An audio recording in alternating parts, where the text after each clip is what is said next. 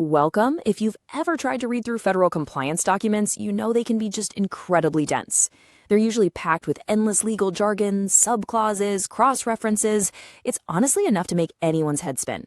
But today, we're going to do things a bit differently in this explainer. We're taking one of the absolute most critical frameworks in aviation, the very strict rules governing charter and on-demand flights, and breaking the whole thing down into plain, straightforward English. Our goal here is to give you a clear, professional blueprint of exactly what it takes to keep these aircraft in the sky, legally and safely. And the best part? No law degree required. So, before we get into the nuts and bolts, I want to pose a question to you. What actually keeps a charter flight safe? Just imagine stepping onto a private air taxi, or, in a much more intense scenario, being loaded into a medical helicopter. You probably feel a sense of security, but where does that actually come from? It is super easy to assume it all just comes down to having a great pilot up front. And while that's obviously a huge part of it, the reality is that a safe flight is really the result of this massive, invisible safety net. It's an overarching system of rules that dictates literally everything, from how a mechanic turns a wrench all the way to how much sleep the crew got the night before. Because at the end of the day, these regulations are fundamentally about human stakes. Okay, let's dive into this. To make sense of this massive rulebook, we've organized our compliance blueprint into 5 logical, bite-sized pillars: decoding the rulebook, aircraft safety and maintenance, crew qualifications and rest, daily flight operations, and finally, the stakes of compliance. Pillar 1, decoding the rulebook. Because before we look at the rules, we really need to know who exactly has to play by them, right? In the aviation world, you are going to hear this specific regulatory framework referred to as Part 135. But what does that actually mean for us? Well, basically, this is a dedicated set of federal rules tailored specifically for commercial operations that are typically smaller, on-demand, or highly specialized. Think of your private charter jets, inter-island air taxis, or those critical helicopter ambulances you sometimes see flying over the highway. This is distinctly different from the standard commercial airlines, the massive jets flying scheduled routes from major airports, which operate under a totally different section of the law. These on-demand operations have unique challenges because their routes, their passenger counts, and their schedules change literally every single day. So the government created this dedicated rulebook just to ensure that even though their missions are flexible, their baseline for safety is absolutely rock solid. Moving on to Pillar 2, aircraft safety and maintenance. Let's talk about the hardware. Now, this brilliantly illustrates a core concept of aviation compliance. It's never just a set-it-and-forget-it deal. On one hand, we have the required hardware. Depending on the size of the aircraft and where exactly it's flying, the rules mandate specific equipment. Things like advanced terrain warning systems, cockpit voice recorders, or even specialized survival gear if they happen to be flying over the ocean. But bolting that equipment to the plane, that is only half the battle. The other side of the coin is continuous maintenance. Compliance actually requires a living, breathing ecosystem of documented, mandatory inspections. Every single repair, every part replacement, every routine check has to be meticulously tracked. An aircraft isn't considered airworthy just because it has the right parts. It's airworthy because its maintenance history absolutely proves those parts are in perfect working order. To give you a super specific example of this hardware requirement in action, let's look at the number 25. For certain multi-engine turbine aircraft, the regulations actually require flight data recorders that must retain a minimum of 25 hours of aircraft operational data. Now, why 25 hours? Because it ensures there is always a comprehensive, continuous digital footprint of the aircraft's recent performance. If something feels off during a flight, or worst case scenario, if an incident occurs, investigators and mechanics aren't just left guessing what happened. They have 25 hours of hard digital evidence detailing the exact position, altitude, and system health of that aircraft, leading right up to the event. That brings us to Pillar 3, crew qualifications and rest. Because the best hardware in the world is totally useless if the humans operating it aren't ready. Let's start with those qualifications and the number 1200. The regulations set some incredibly strict baseline experience levels for flight crews.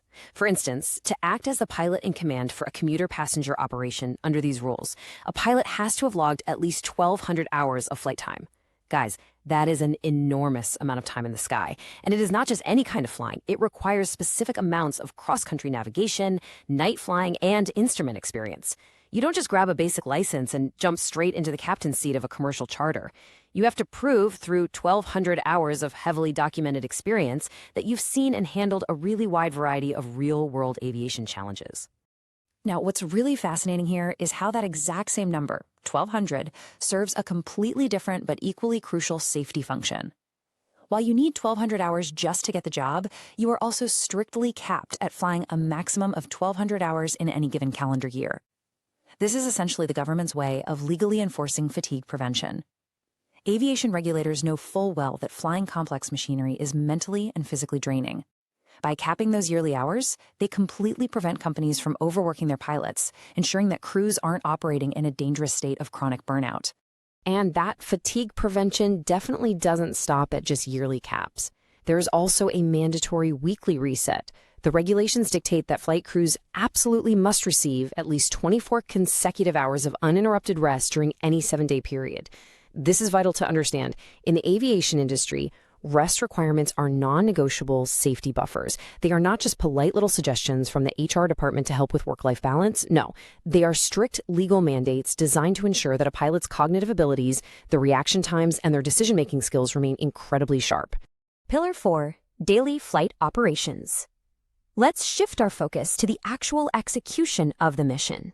Have you ever wondered why flight attendants always ask you to put away your laptops and make sure your tray tables are upright right before landing? Well, it's all about focus during the most critical phases of flight, which brings us to the 10,000-foot rule. The regulations enforce what's known as a sterile cockpit. Essentially, any non-essential duties, company paperwork, or even casual conversations between the pilots are totally banned when the aircraft is operating below 10,000 feet. The airspace closest to the ground is where the skies are the most crowded, the weather is the most complex, and the margin for error is simply the slimmest. The sterile cockpit rule legally guarantees that the crew has total, undivided focus during takeoffs, approaches, and landings.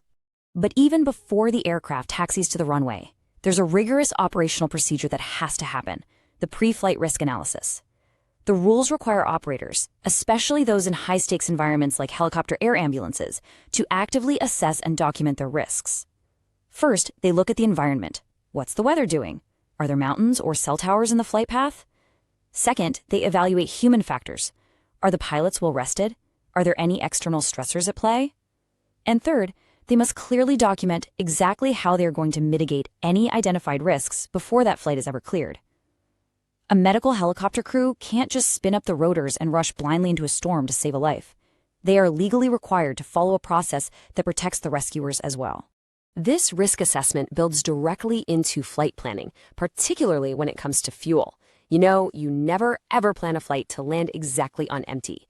Regulations dictate strict minimum fuel reserves. That means you have to carry enough extra fuel to safely fly right past your intended destination if something goes wrong, like a suddenly closed runway or an unexpected patch of fog. If you're flying a plane during the day, you need at least 30 minutes of reserve fuel. If it's night, when navigation is inherently trickier, that buffer bumps up to 45 minutes.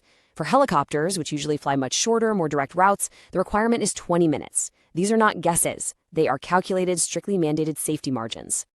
And finally, Pillar 5, the stakes of compliance. Let's talk about the or else. So the crucial point we need to take away here is that compliance isn't just bureaucratic paperwork.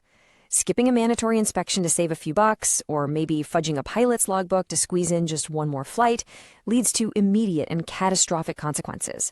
From a business standpoint, federal regulators have the authority to ground entire fleets of aircraft instantly, or just completely revoke a company's operating certificate, essentially putting them out of business overnight. But way more importantly, from a human standpoint, cutting those corners directly compromises passenger safety. These rules exist entirely to prevent tragedies before they ever have a chance to happen. If you take away just one core philosophy from this entire regulatory framework, let it be this: ultimate accountability. The regulations make it explicitly clear that the operating company itself is primarily responsible for the airworthiness of its aircraft. It really doesn't matter if they outsource their maintenance to a third-party contractor or if they lease the plane from somebody else. If an unairworthy plane takes to the skies, the operator is the one on the hook. There is absolutely no passing the buck. They have to own their safety culture from top to bottom. I want to leave you with a final thought to reflect on today. There's a really common saying in this industry that aviation regulations are written in blood, meaning they are almost always written in hindsight, created as a direct response to a tragic accident that has already happened. The rules we've explored today represent the hard-learned lessons of the past. So the ultimate challenge for any modern professional navigating compliance is this: are you viewing these rules as just a frustrating, bureaucratic burden? Or are you actually using them as a preemptive strike against disaster? Are you prepared to operate with foresight? Thanks so much for joining me on this deep dive into the Charter Blueprint. Keep learning, stay curious, and as always, fly safe. If you found this helpful or want to stay updated when this regulation changes, subscribe and support the channel. And if you need the full technical details on this CFR, click the link in the description below. See you next time.